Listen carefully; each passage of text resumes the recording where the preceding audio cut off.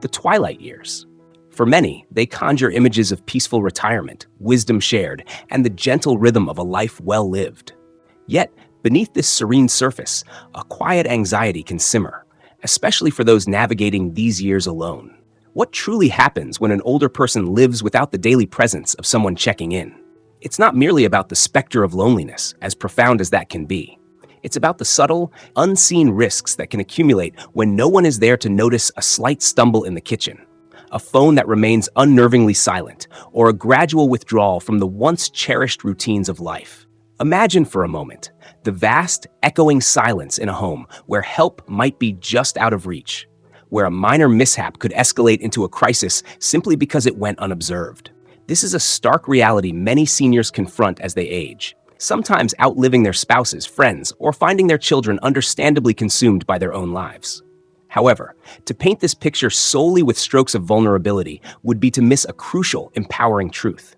Living alone in one's later years does not, by any inherent decree, equate to living unsafely or unhappily.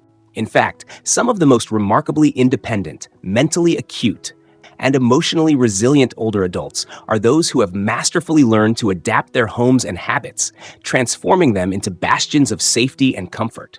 They've proactively chosen to make their environment work for them, not against them. This article is a beacon for those of you who are currently living solo, or perhaps thoughtfully preparing for such a future. Whether you're in your vibrant 60s, 70s, 80s, or beyond, and you've begun to sense that complete reliance on others may not always be a viable constant, this is for you. Or perhaps you still feel a robust sense of strength and capability, yet possess the foresight to ensure you're intelligently prepared for whatever lies ahead. It's a journey of empowerment, not one of conceding to fear. Today, we embark on an in-depth exploration of 6 specific, actionable strategies, principles gleaned from the wisdom of heart surgeons, geriatric experts, and most importantly, from the lived experiences of seniors who are not just surviving, but thriving in their solo lives. Each of these insights is more than just a tip. It's a cornerstone upon which a secure, steady, and supported independent life can be built. These are not just about extending your years, but profoundly enriching the quality of life within those years. So, if you've ever harbored a quiet concern about the future or wondered how to fortify your well-being when you are your own primary caregiver, then settle in. The wisdom we are about to share could be transformative. If you're finding this introduction resonates with you, and you're ready to discover how to navigate solo aging with confidence, we'd love it if you'd hit the like button. Your support helps us reach more people who could benefit from this information. And don't forget to subscribe and turn on the notification bell so you won't miss out on future empowering content. 1. The lifeline of connection, mastering the daily check-in routine. The very first, and arguably one of the most fundamental, distinctions between seniors who navigate solo living with grace and security and those who find themselves in precarious situations often boils down to a remarkably simple yet profound habit: a reliable daily check-in routine.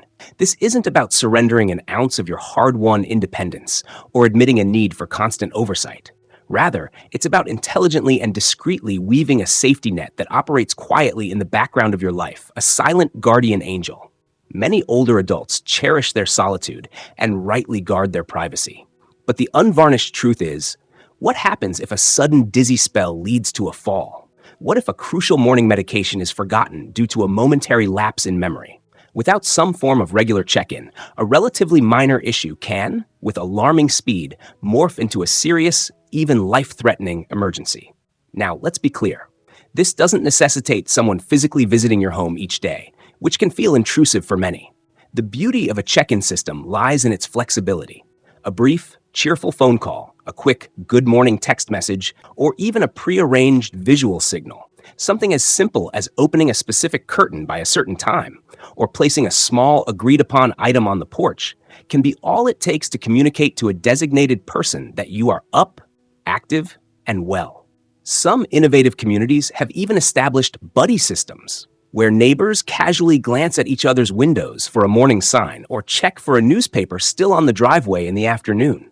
These small acts, often taking less than 30 seconds, can carry an immeasurable weight of reassurance and safety. Consider Harold, an 82-year-old retired school principal, a man of sharp intellect and proud independence, still residing in the home he's cherished for over 4 decades. He's acutely aware of his strengths, but he's also a realist who understands the inherent risks of living alone at his age. Every morning, without fail, by 9 a.m., he sends a concise "Good morning, all's well" text to his niece. If, for any reason, she hasn't received that message by 10 a.m., she knows to give him a call. More often than not, it's a simple case of him being engrossed in his garden or a book. Yet, this simple, unobtrusive system provides immense peace of mind for both Harold and his concerned family. It's a pact of care, enacted with minimal fuss. In our technologically advanced age, there are also numerous services and applications specifically designed to facilitate these check-ins. Some innovative apps can alert a designated contact if the user doesn't log in or interact with their device by a preset time. Others pair seniors with dedicated volunteers who offer a friendly daily check-in call. The objective here is not to overmanage or infantilize anyone's life. It is to establish a gentle, supportive rhythm that enhances safety without diminishing dignity. This small, proactive step of instituting a daily check-in routine is universally accessible. It doesn't matter if you're in your early 60s or late 80s. It's not an admission of weakness, but rather a profound testament to wisdom and foresight. Because the undeniable truth is that strong, capable individuals don't shy away from backup plans. They ensure they have them thoughtfully in place. This was our first crucial strategy, a foundational element for secure solo living. If you find this information about the power of a daily check-in useful and believe it's something that can be practically applied, please comment with the number 1 below to let us know. Your engagement helps us understand what resonates most with you. Number 2, fortifying your sanctuary, the art and science of fall-proofing your space. It's a startling yet critical piece of information. The vast majority of serious injuries sustained by older adults don't occur in unfamiliar, hazardous outdoor environments. They happen within the perceived safety of their own homes. And more often than not, these incidents are not solely attributable to physical frailty. They are frequently the direct result of a living space that hasn't been thoughtfully adapted to accommodate the natural changes that come with aging. Your home, undoubtedly a repository of cherished memories and comfort, might also be, unbeknownst to you, a landscape dotted with hidden hazards. Area rugs that slip and slide like skates on ice, electrical cords that snake treacherously near pathways, chairs that are just a fraction too low to rise from easily, or light switches placed in awkward, strain-inducing locations. These seemingly minor inconveniences often go unnoticed, posing no apparent threat until that one fateful moment when they do. Let's reflect on the story of Carol, a vibrant 77-year-old woman who delighted in hosting church gatherings in her warm, inviting living room. She knew the layout of her home like the back of her hand. Yet, one crisp winter evening, as she moved across her familiar space, her foot caught on the curled edge of a beloved throw rug. In less than 3 seconds, she lost her balance and suffered a debilitating hip fracture. That single, instantaneous fall led to 5 arduous months of recovery, the loss of her driving privileges, and a significant shift in her independence, all from a seemingly innocuous rug. Fall-proofing, therefore, is far more comprehensive than simply installing a few grab bars in the bathroom, though those are certainly important. It's about holistically re-envisioning your living space, transforming it into an environment that moves harmoniously with you, rather than presenting obstacles. This means ensuring that lighting throughout your home is soft, yet sufficiently bright to illuminate every corner, especially in transitional areas like hallways and stairs. It involves checking that your bed isn't too high to get into or too low to get out of comfortably. Critical pathways must be kept clear and unobstructed. Furthermore, everyday items, dishes, towels, medications should be within easy, comfortable reach, ideally between waist and shoulder height, rather than stored away on high shelves requiring a precarious stretch or deep within low cabinets demanding a stoop. One of the most effective and often eye-opening exercises you can undertake is to take a slow, deliberate walk through your entire home, imagining you are guiding a guest who has some mobility challenges. What potential trip hazards would they encounter? What aspects of the layout might cause them to hesitate or struggle? These are precisely the areas that require your attention and modification. Another frequently overlooked detail is the choice of indoor footwear. Many seniors ambulate in their homes wearing only socks or ill-fitting slippers that offer little to no grip, a practice akin to navigating an icy surface. Investing in well-fitting house shoes with sturdy, non-slip rubber soles is a simple change that can dramatically improve stability. Your feet, and indeed your overall balance, will thank you. And of course, we must give special attention to the bathroom, statistically the most common location for serious falls in the home. A non-slip mat both inside and outside the tub or shower is essential. A securely installed grab bar near the toilet can make a world of difference, as can a sturdy bath bench for anyone experiencing balance concerns or fatigue. These modifications can fundamentally alter your safety profile at home. It's common for people to think, "I'm still quite healthy. I don't need all these adjustments yet." But fall-proofing is not a reactive measure to be implemented after a fall. It is a proactive strategy designed to prevent that fall from ever occurring in the first place. It's an investment in your continued mobility and independence. If you're finding these insights on creating a safer home environment valuable, please let us know by commenting with the number 2 below. We appreciate your feedback. And if you haven't already, we warmly invite you to subscribe to our channel and activate the notification bell. Your support is invaluable and enables us to continue producing content designed to inform, inspire, and empower. Have you already taken steps to fall-proof your home, or are there specific areas you're now thinking about addressing? Share your experiences or questions in the comments. Your insights could help others too. 3. Your inner physician. Cultivating regular health self-audits. When you live alone, one of the most potent tools for maintaining your well-being is something no one else can provide: your own heightened awareness and diligent self-observation. Yet, here lies a subtle challenge. Most people don't fully recognize the early, often faint signals that their health might be subtly declining until a more significant issue has already taken root. This isn't merely about diligently scheduling annual doctor's appointments or having your blood pressure checked sporadically. It's about cultivating a deep, intuitive practice of listening to your body, of learning to meticulously track what feels normal for you, and, crucially, what deviates from that baseline. This self-attunement becomes your personal early warning system, and its importance is magnified exponentially when you are the primary guardian of your health at home. Consider, for example, if you begin to notice that words are escaping you more frequently than usual, or if you experience sudden, unexplained bouts of dizziness or unsteadiness. Perhaps you find yourself sleeping more hours, but still waking up feeling profoundly tired. These are not just random occurrences. They are your body's way of gently, or sometimes urgently, requesting your attention. These nuanced signs are like whispers, but if they are consistently ignored, they can escalate into a resounding shout, often in the form of a more serious health event. The story of Bill, an 81-year-old who had always been renowned for his sharp mind, serves as a poignant illustration. He lived alone and managed his affairs competently until one day he forgot to turn off the stove. Then it happened again. Soon after, he found his house keys inexplicably in the freezer. These were isolated incidents, easily dismissed. It wasn't until a concerned neighbor detected the smell of burnt food emanating from Bill's kitchen one evening that the pattern of decline became apparent to others. By the time he received a comprehensive medical evaluation, he was diagnosed with early-stage dementia. A simple weekly journal or a personal health checklist where he might have noted these cognitive slips or changes in his daily functioning could potentially have flagged the issue much earlier, allowing for timely interventions and support. Another critical area for self-monitoring is your appetite and weight. If you find yourself consistently skipping meals, experiencing a diminished interest in food, or losing weight unintentionally, these can be indicators of underlying physical illness, nutritional deficiencies, or even depression. And because there isn't someone else present daily to observe these gradual changes in your eating habits or physical appearance, the onus falls squarely on you to identify these patterns. Try establishing a simple, consistent routine.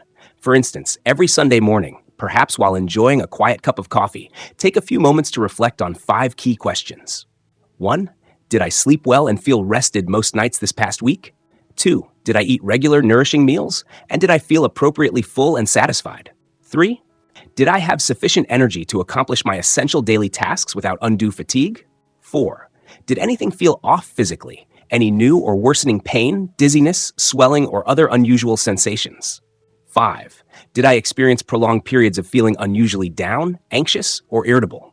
If your honest answers to any of these questions raise a flicker of concern, it might be a prudent time to schedule a conversation with your doctor or confide in a trusted friend or family member.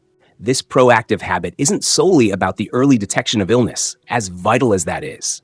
It also builds a profound sense of self-efficacy and confidence. You begin to trust your instincts more deeply, to feel more in control of your health narrative. And that intrinsic sense of empowerment is something no external caregiver, however dedicated, can fully replace. Living alone doesn't necessitate living in a state of unawareness. It invites a heightened state of being finely attuned to oneself. That, in essence, is what keeps you safe and what truly gives you power. This third strategy, the practice of regular health self-audits, is an incredibly empowering tool. If you agree with the importance of being your own health advocate in this way, please comment with the number 3 below. It's always encouraging to see which points resonate most deeply. We'd also love to hear if you have any personal routines or methods for checking in with your own health and well-being. Sharing your approach could inspire others. 4. Designing for dignity. Crafting a safe and reachable home environment. Many people assume that the primary dangers of an older adult living alone stem from dramatic, infrequent events. A sudden house fire, an unexpected robbery, or the acute onset of a severe illness. While these are valid concerns, the reality is that what often causes the most insidious harm and a gradual erosion of independence are the seemingly trivial, everyday aspects of one's living environment. A misplaced rug that has become a familiar trip hazard, a kitchen drawer that sticks and requires excessive force to open, a slippery bathroom floor tile, or frequently used items stored just out of comfortable reach.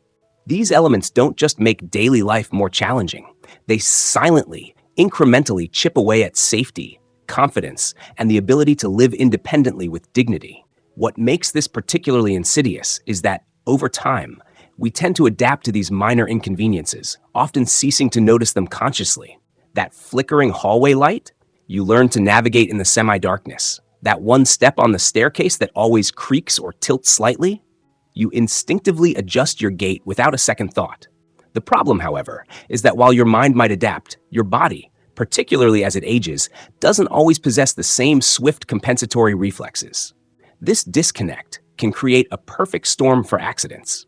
Consider Linda, a 76-year-old woman who lived alone and took great pride in maintaining a meticulously tidy house. However, her home, while clean, hadn't undergone any significant updates or adaptations in many years. One morning, as she rose to make her coffee, her old, worn slippers, offering virtually no grip, combined with the corner of a throw rug that had imperceptibly flipped up, caused her to catch her toe. She fell, and fell hard. Tragically, no one found her for several hours. That rug, an object she had seen and walked over thousands of times, nearly cost her her hip, her mobility, and her cherished independence. So what proactive steps can you take to transform your home into a haven of safety and accessibility? First, simplify and declutter.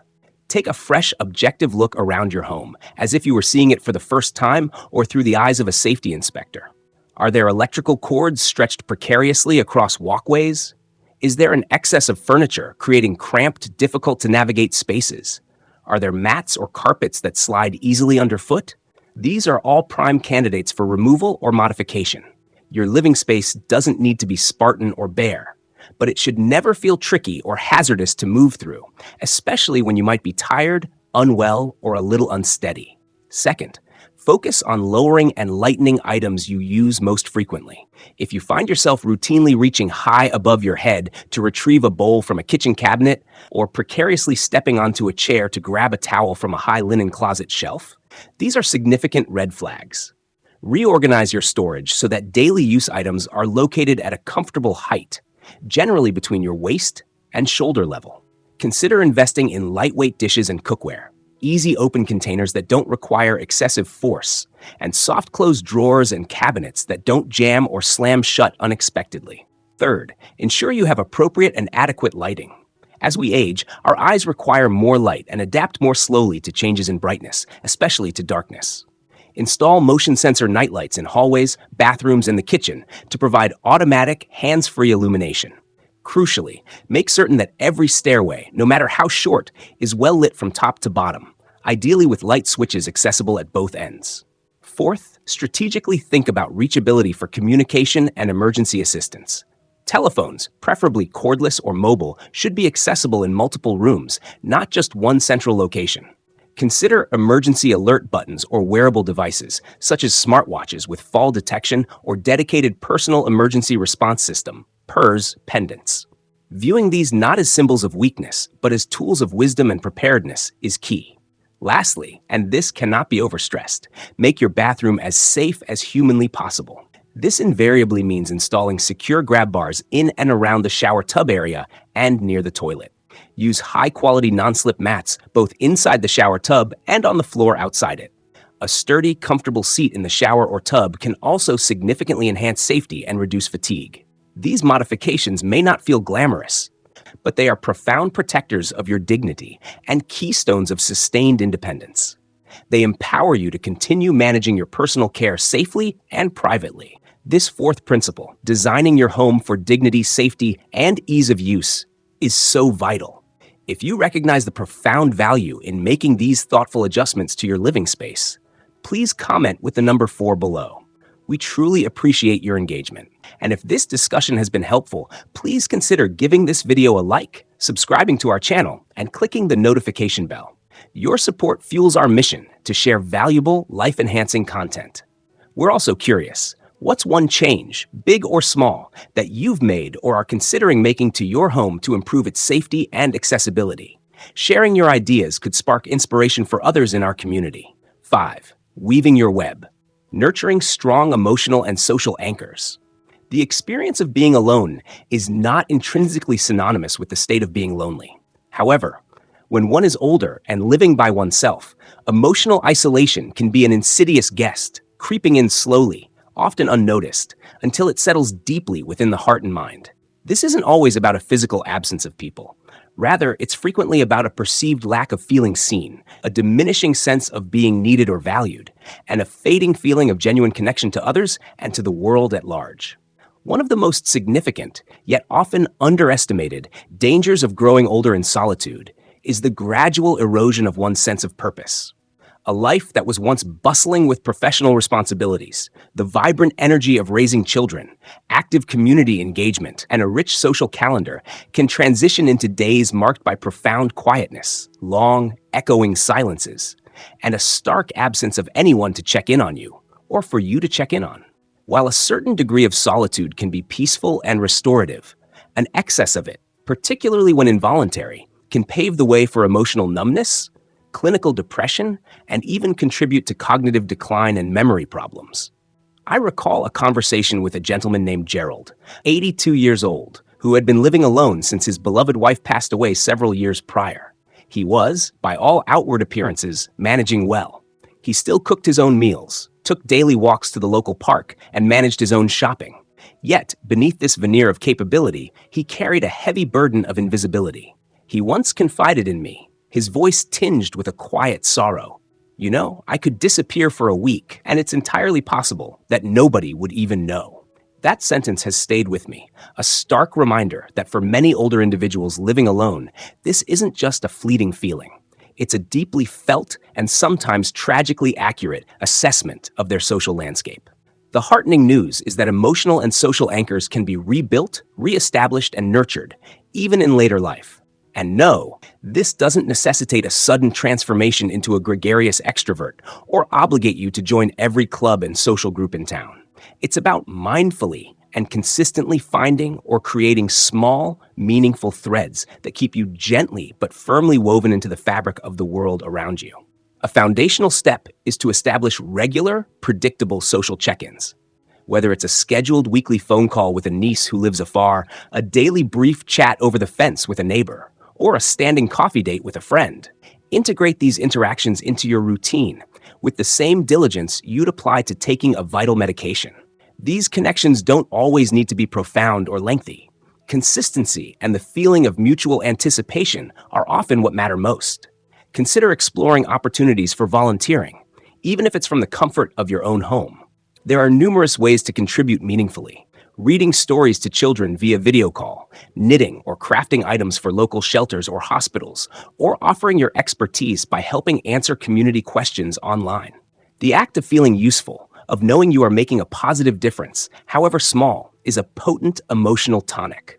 If mobility presents a challenge, the vast digital world offers a plethora of online communities. You can find forums, Facebook groups, and Zoom meetups dedicated to virtually every imaginable interest, from classic film appreciation to container gardening tips. And yes, many of these are specifically tailored to or warmly welcome older adults. Another often overlooked yet profoundly effective solution for combating loneliness is the companionship of a pet. For many older individuals, the presence of a calm dog or an affectionate cat can bring immense comfort, introduce a welcome sense of routine, and even provide compelling reasons to stay physically active. Scientific studies have even shown that the simple act of watching fish swim serenely in a tank can have a measurable effect on reducing blood pressure and easing anxiety. Lastly, make an effort to familiarize yourself with your local senior center or community programs. Many offer a wide range of services, including transportation assistance, engaging social events, educational classes, and even meal deliveries. Often, the most significant gift these programs offer is the invaluable human contact and sense of community that comes with participation. You don't have to arrive every day brimming with energy and ready to be the life of the party. Simply being present, showing up, opens the door to potential connections and friendships. Loneliness isn't merely an unpleasant feeling, it's a recognized health risk with serious implications. But the remedy doesn't always require a crowd of new people. It often begins with cultivating more intentional connection, fostering greater consistency in your existing relationships, and embracing small, everyday ways to feel seen, heard, and valued. Emotional and social well-being forms our fifth essential anchor for a fulfilling life while aging solo. If this discussion on nurturing connections resonates deeply with you, please let us know by commenting with the number 5 below. We'd also be very interested to hear your thoughts. What's one specific way you foster connection in your own life? Or how do you support a loved one in staying socially engaged? Your shared experiences are a source of inspiration and learning for our entire community. 6. The armor of foresight, embracing an emergency-ready mindset and systems. When navigating the waters of living alone as an older adult, daily comfort and routine are, of course, paramount. However, equally crucial, if not more so in certain moments, is the ability to be thoroughly prepared for when something unexpected goes wrong. A sudden slip in the bathroom resulting in an injury, an alarming onset of chest pain, a prolonged power outage during a harsh winter storm. These are scenarios that, while unpleasant to contemplate, are realities for which preparedness can make all the difference. What often separates a minor scare from a truly life-altering or life-threatening crisis is one critical factor: proactive preparation. Older individuals who successfully and safely live alone tend to cultivate what can best be described as an emergency-ready mindset. This doesn't imply living in a constant state of fear or anxiety. Rather, it means engaging in thoughtful foresight, consistently staying one step ahead, and meticulously building small but robust safety nets around your life so that if and when help is needed, it is never too far away or too complicated to access. Let's begin with the basics, addressing one of the most common and consequential risks: falls. As we've discussed, a simple fall can have devastating and far-reaching consequences. Broken hips, serious head injuries, and the harrowing prospect of lying helpless and unable to summon aid for hours or even days. This is why comprehensive fall prevention is not just a suggestion, it's an absolute imperative. This includes the consistent use of non-slip mats in bathrooms and other potentially slick areas, the strategic installation of sturdy grab bars near toilets and in showers' tubs, ensuring hallways and stairwells are always well lit, and arranging furniture to create clear, unobstructed walking paths throughout the home. These might seem like minor adjustments, but they are, in fact, powerful guardians against injury, potentially being the difference between maintaining your mobility and freedom and facing a lengthy, painful recovery or worse. Next, let's consider medical alert systems. This is an area where, regrettably, too many people delay action, often thinking, "I'm not frail enough for that yet," or "I don't need that kind of help." However, these devices have evolved significantly from the bulky, stigmatized pendants of the past. Modern systems are often discreet, resembling stylish watches or small, unobtrusive clips. Many now incorporate automatic fall detection technology, meaning they can summon help even if the wearer is incapacitated and unable to press a button. The fundamental truth is that possessing a medical alert system isn't a declaration of fragility. It's an affirmation of wisdom, a clear sign that you are savvy enough to plan for life's unwelcome surprises. Another key component of an emergency-ready toolkit is a readily accessible, clearly written list of emergency contacts and essential medical information. This list should be printed, not just stored on a smartphone, which might be inaccessible in an emergency, and should include names and phone numbers of key contacts, family, friends, neighbors, doctors, a comprehensive list of current medications and dosages, any known allergies, and the name and contact information for your primary care physician. A practical tip is to keep a copy of this vital information prominently displayed on your refrigerator. Emergency medical responders are often trained to look there first. This simple document could literally speak for you when you are unable to do so yourself. Then there's the matter of basic provisions. Every home, regardless of who lives there, should ideally have a few days' supply of non-perishable food items and bottled water. This isn't about preparing for a doomsday scenario. It's practical planning for more common disruptions, such as a severe snowstorm that prevents you from getting out, a sudden short-term illness that leaves you too unwell to shop or cook, or an unexpected utility outage. Augment this with a reliable flashlight and extra batteries, a backup charger for your mobile phone, and perhaps a portable battery-operated radio, and you've assembled the core components of a simple yet effective emergency kit. However, perhaps the most powerful, yet often underutilized tool in your emergency preparedness arsenal is a trusted neighbor or a reliable local contact. This doesn't necessarily mean you need to cultivate a deep, intimate friendship, though that's wonderful if it happens. It simply requires a straightforward mutual agreement. One person you can confidently call upon in a pinch, one person who might casually notice if your routine seems unexpectedly disrupted, e.g., newspapers piling up, curtains remaining drawn unusually late. A simple understanding, such as, if you don't see any sign of me for a couple of days, would you mind giving a knock? Or, perhaps we could just touch base with a quick call once a week, just in case, can be an invaluable lifeline. And lastly, but by no means least, is the cultivation of that emergency-ready mindset itself. This is the calm, rational inner voice that, in a moment of crisis, can say, I've thought about this possibility. I have a plan. I know what to do. This internal preparedness alone can significantly reduce panic, sharpen your thinking, and empower you to take effective action if something unforeseen does occur. Living alone, particularly after the age of 70, doesn't have to equate to living constantly at risk. A moderate amount of thoughtful foresight and practical preparation can construct a formidable fortress of safety and peace of mind around you.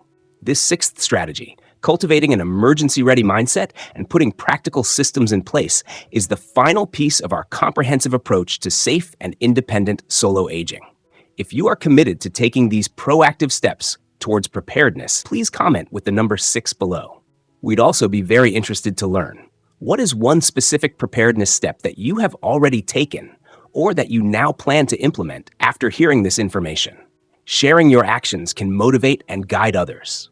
And as always, if these insights are proving valuable, please show your support by liking this video, subscribing to our channel, and hitting that notification bell so you stay informed about our future content.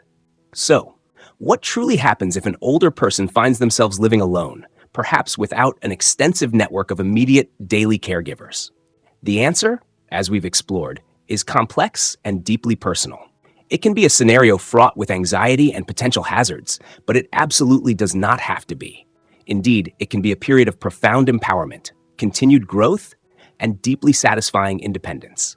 The critical difference often lies not in the circumstances themselves, but in the quiet, deliberate, and proactive choices we make each and every day to shape our environment, safeguard our health, and nurture our connections.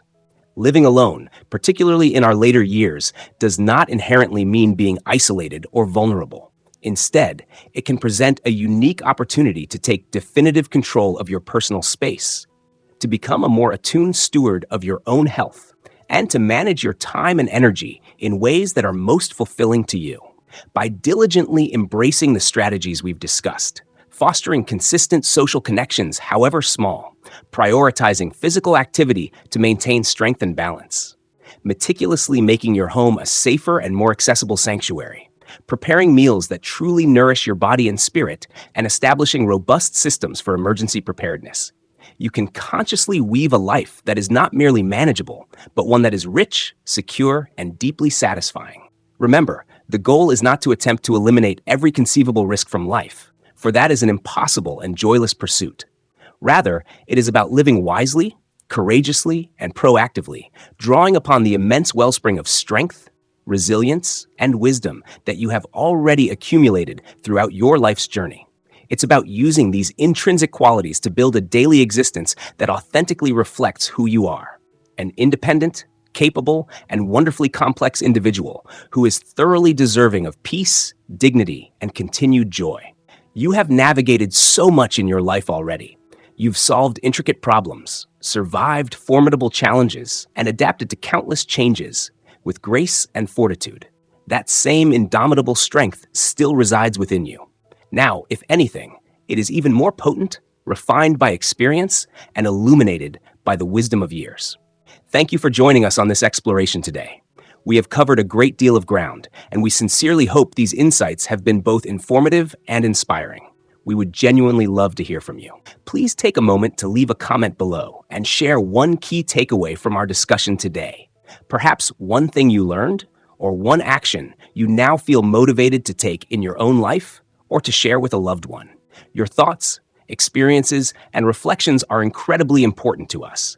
Reading your comments provides us with great motivation, invaluable encouragement, and helps us tailor future content to your needs. If you enjoyed this video and found it helpful, please consider giving it a thumbs up by hitting the like button, subscribing to our channel for more empowering content, and perhaps even sharing it with others who might benefit from this discussion. Your support is instrumental in helping us continue our mission to create meaningful, high-quality content designed to inform, inspire, and uplift. After all this analysis and discussion, what is the single most important lesson or empowering action you've gleaned for yourself? Let us know your thoughts in the comments. And always remember, the journey of self-care and proactive aging is indeed a continuous one. It often begins with small, consistent steps taken today. Thank you so much for watching, and we eagerly look forward to seeing you in the next video.